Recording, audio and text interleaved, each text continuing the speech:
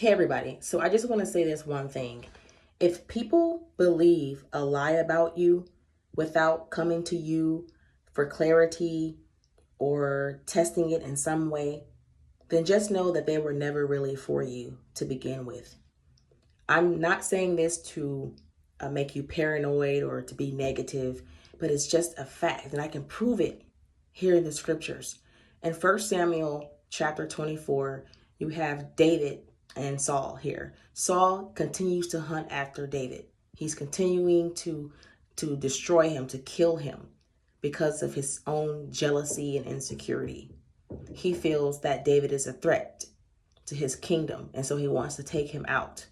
Because remember, Samuel did say after Saul was disobedient, he said, I'm stripping the kingdom away from you and I'm going to give it to someone who is better than you.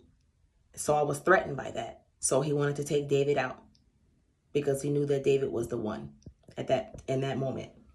He saw the attention that David was getting from the people. Saul slain his thousands and David his 10,000. So Saul became jealous of that. He wanted to take David out.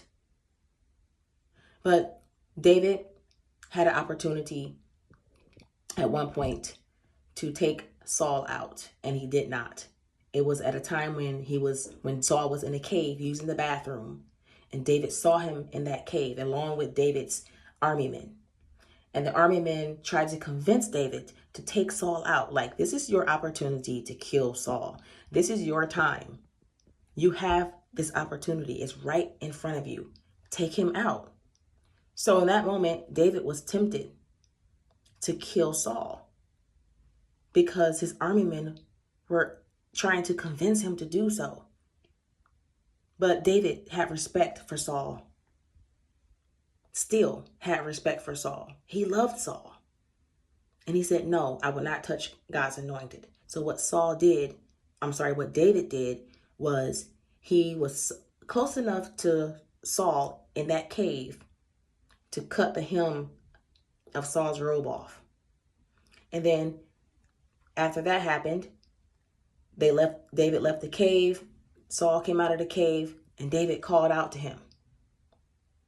And Saul looked up and saw that it was David and he couldn't believe it. But David held up that piece of robe that he had in his hand. And he confronted Saul and he asked him, why are you believing the lies that these people are telling you about me?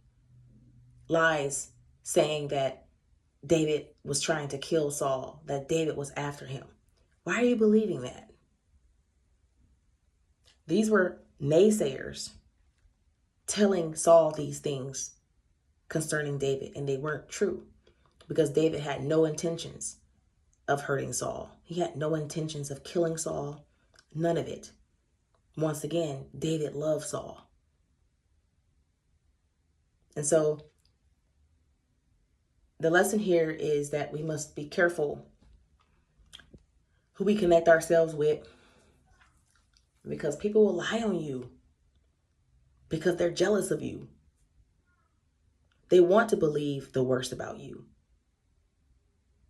They want to believe things that are not true about you, these bad things. They want to see you fall. So when they hear the news and they hear the lies that when people spread rumors, these false things, gossip, all of it,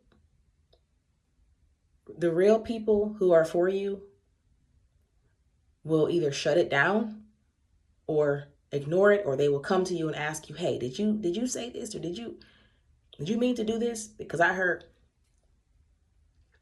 The real ones, that's what they'll do. They won't just accept any old thing. And so, yes, it's right here in the scriptures. Okay. So just be mindful of that and always be prayerful when you're dealing with people. Okay. God will reveal to you who's for you and who's not. And most of the time, the people who believe the lies about you were already jealous of you or didn't really care for you in the beginning. Right here in the word. Read it. I'm not making it up. I'm not using, I'm not, speaking this out of some experience that I had. I'm speaking this from what I read in the scriptures. But I know that other people do go through this. Other people have experienced this. You may have experienced this in yourself. So, all right.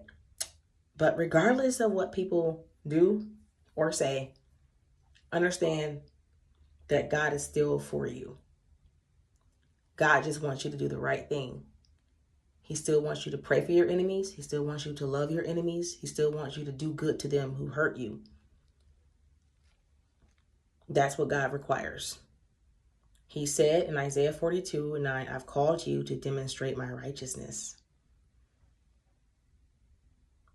God has called us to demonstrate his righteousness, even when it doesn't feel good, even when you don't want to. Everything in you is trying to get you to stop or not do it because you're hurt.